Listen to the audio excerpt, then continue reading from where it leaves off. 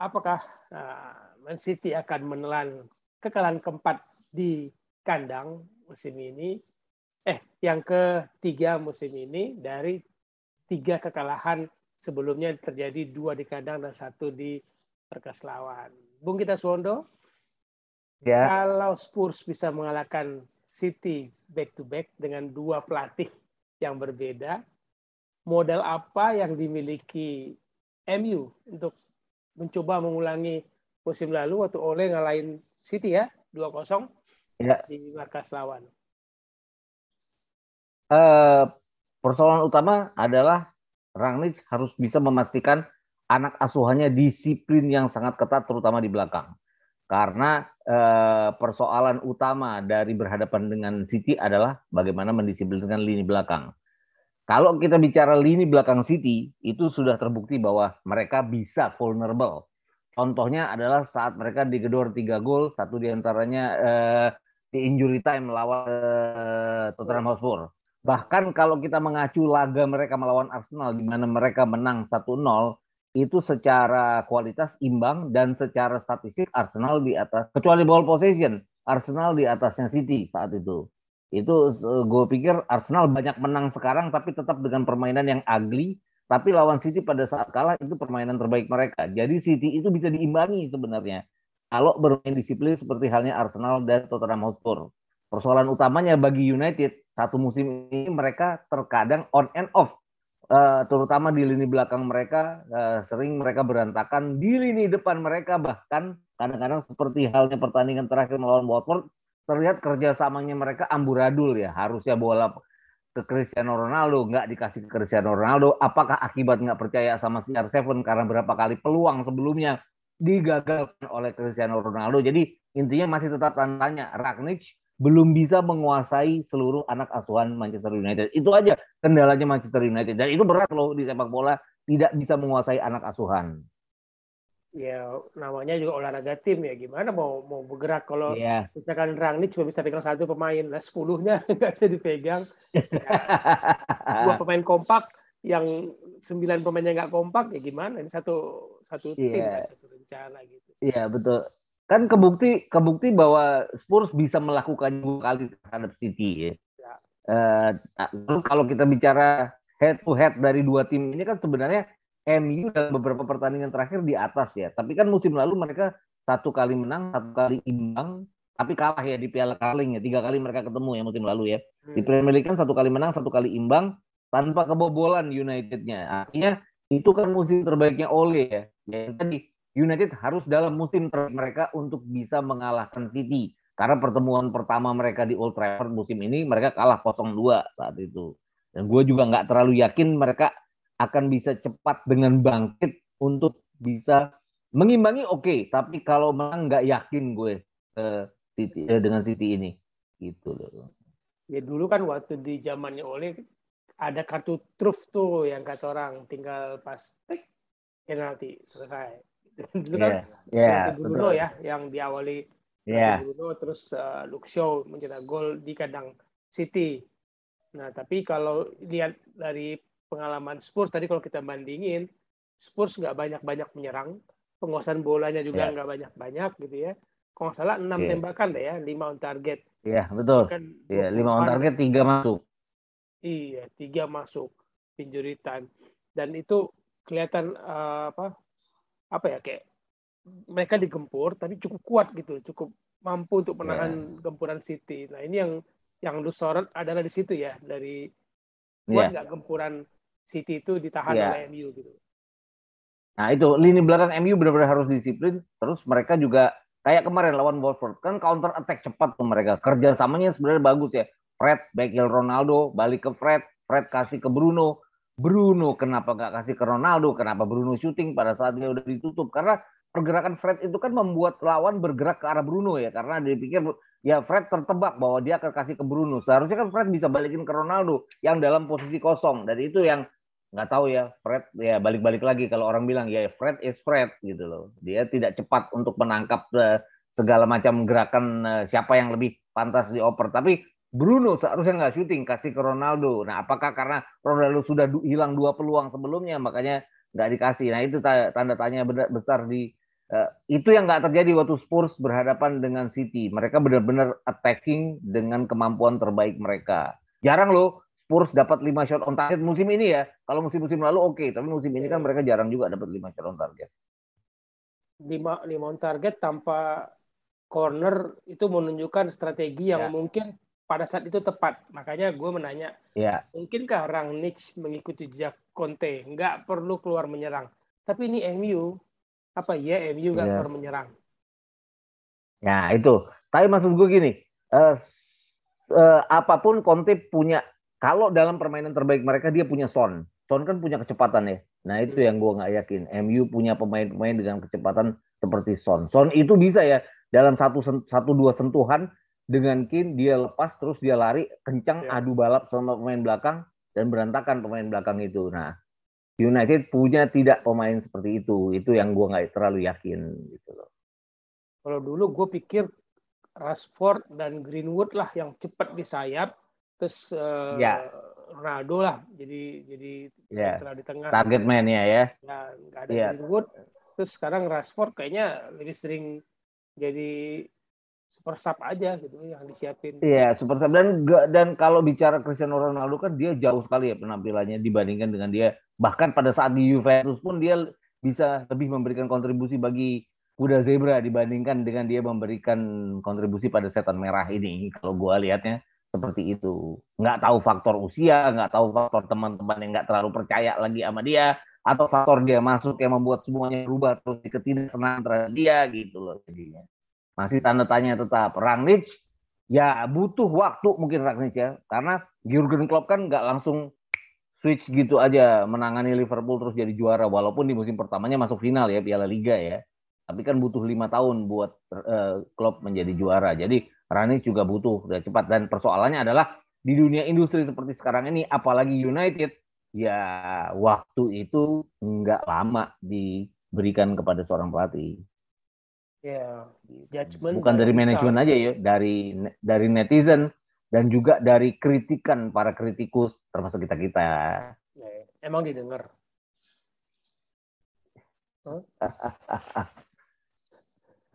Judgment by result kan sekarang, nggak proses itu nggak bisa waktu berjalan 6 bulan setahun, nggak ada lagi proses semua judgment by result.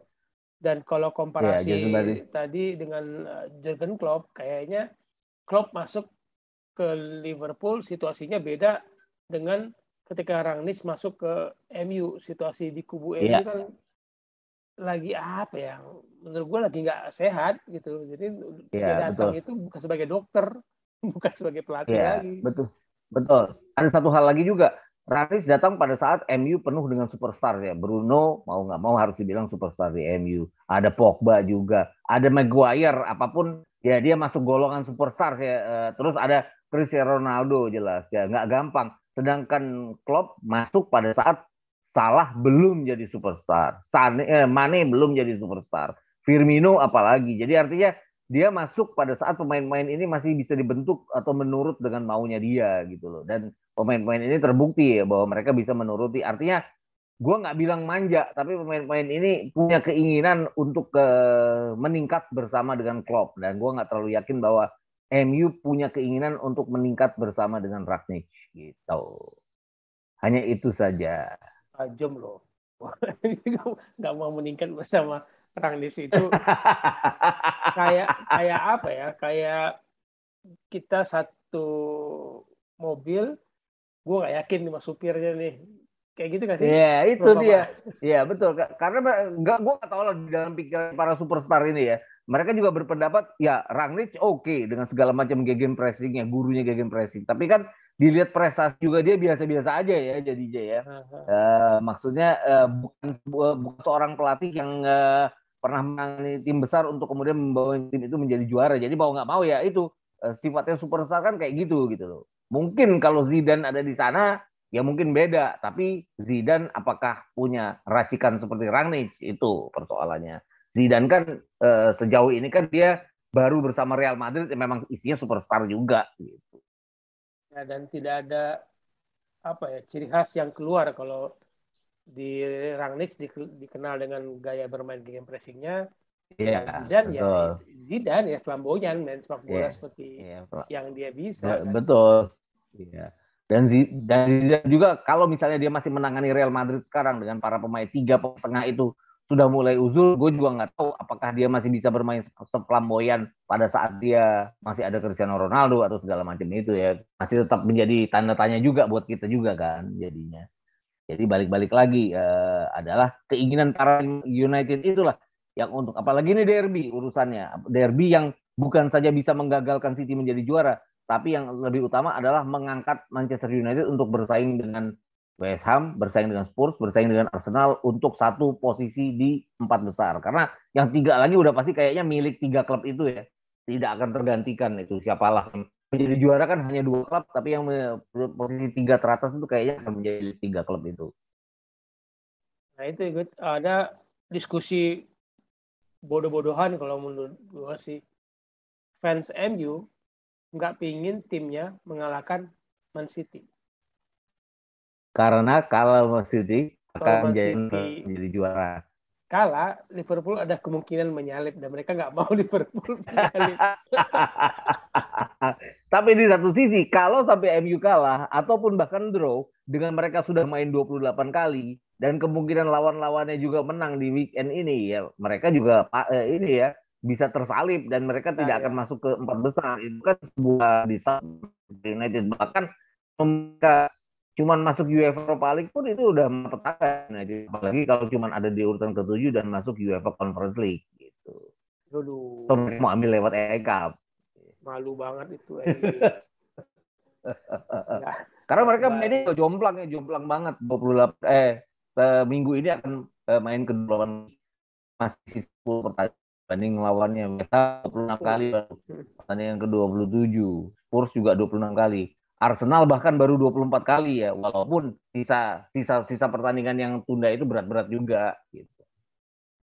Tapi kan waktu itu kita diskusi perebutan 4 besar itu milik 2+2 MU. Ya, betul.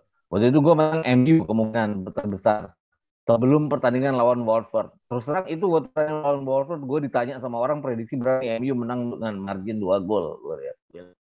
Juga makin menit kok MU nggak bisa takul. Itu balik-balik. Pada saat mereka dibutuhkan pertahanan, mereka nggak benar pertahanannya. Pada saat mereka dibutuhkan, nggak terlalu dibutuhkan pertahanan kan sebenarnya lawan Watford. Dibutuhkan adalah daya dobrak di depan. Nggak dapat juga daya dobrak di depannya. Jadi ya itu tadi sulit banget memprediksi permainan MU. Yeah. Terutama ya kalau derby kayak gini. Tapi apakah jangan-jangan di derby ini mereka jadi luar biasa? Bisa aja kan. Nah, derby kan. Derby kalau menurut gua nggak bisa dengan mudah ditebak hasilnya. Siapa yang menduga MU bisa menang musim lalu di markas City? Betul. 2-0 ya gol. Saat itu nggak ada yang nyangka bahwa Ole bisa ngalahin Pep. Terus bahkan 0-0 ya pada saat mereka main di Old Trafford. Artinya 90 menit mereka tidak kalah sama sekali. Dan bahkan 2 musim sebelumnya mereka menang 2 kali berturut-turut ya di Premier League lawan City. Artinya secara head to head dalam 5 pertandingan terakhir mereka menang 3 kali, 1 kali imbang, 1 kali kalah. Kalah 2 kali lainnya adalah di final Piala Liga yang memang punyanya City ya. Itu kan bisa bukan Premier League ya. Apa? Kalau udah final beda kalau menurut gua. Ya, kalau udah final beda. Jadi maksud gue secara head to head sebenarnya mereka masih punya peluang. Hanya saja dalam performa terkini mereka membutuhkan Manchester City kolaps di belakang seperti halnya waktu lawan Spurs. Itu baru mereka bisa mengimbangi. Atau mereka disiplin di belakang dan mengimbangi permainan seperti kayak Arsenal waktu ngimbangin City walaupun kemudian akhirnya kalah. Ya, secara daya bensinnya mau bersaing City punya bensin agak banyak, Arsenal tapi sama-sama gas pas ini habis bensinnya.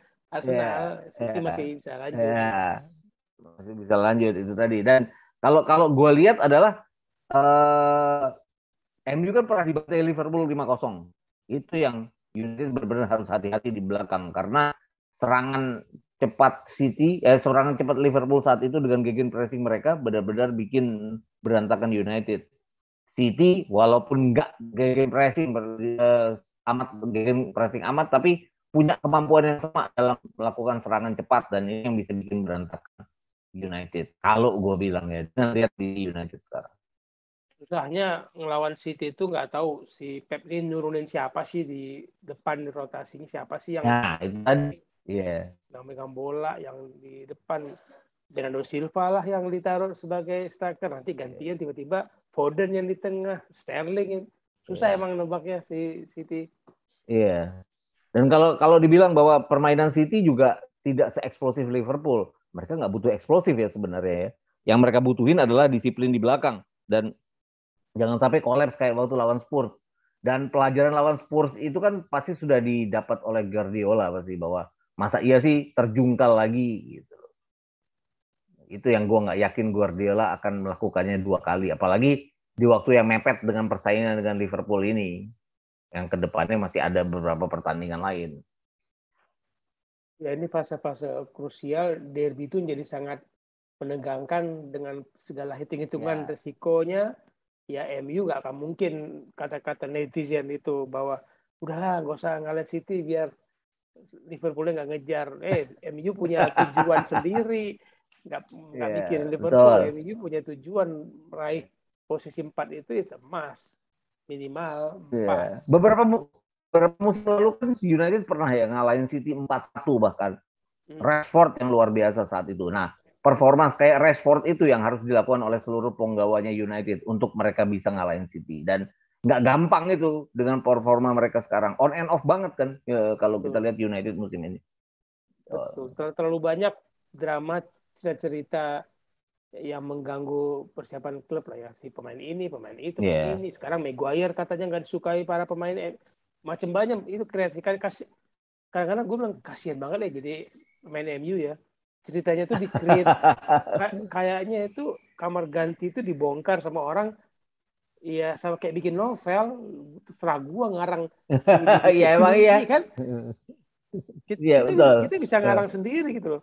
Oh, Ronaldo nggak disukai sama Bruno karena bersaing jadi kapten. Create aja cerita itu muncul dan itu disantap dan menjadi viral. Terus ditanyain sama wartawan ke pemainnya, kan ganggu ya.